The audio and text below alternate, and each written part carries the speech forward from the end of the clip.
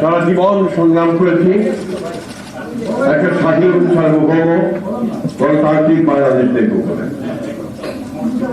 আজকে যে বাংলাদেশ দেখছি এই বাংলাদেশের স্বপ্ন আমি কোনদিন দেখি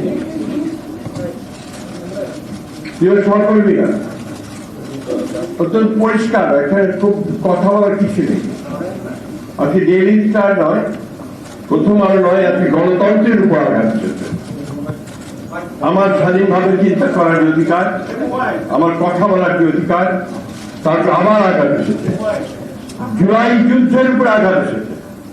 জুলাই যুদ্ধ ছিল এই দেশের মানুষের অধিকার প্রতিষ্ঠার ক্ষেত্র, আজকে সেই জায়গায় আঘাত এসেছে।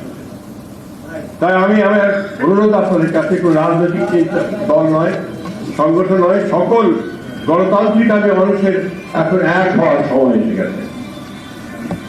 আমরা যারা অন্ধকার থেকে আলোতে আসতে চাই, আমরা যারা আমাদের বাংলাদেশকে সত্যিকার অর্থেই একটা স্বাধীন সার্বভৌম গণতান্ত্রিক বাংলাদেশ হিসেবে দেখতে চাই, তাদেরকে আজকে শুধু সচেতন হলে চলবে না, রুখে দাঁড়াতে হবে।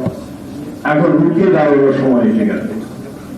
আমি আপনাদের আহ্বান জানাবো, শুধু এখানে একাত্মতা ঘোষণা করা নয়, মানব বন্ধন করে সংহতি প্রকাশ করা নয়, আজকে সর্বক্ষেত্রে সর্বশক্তি নিয়ে আপনারা যারা বাংলাদেশকে ভালোবাসেন তারা সবাই ঐক্যবদ্ধ হন, এই অপশক্তিকে রুখে দিতে হবে। ধন্যবাদ।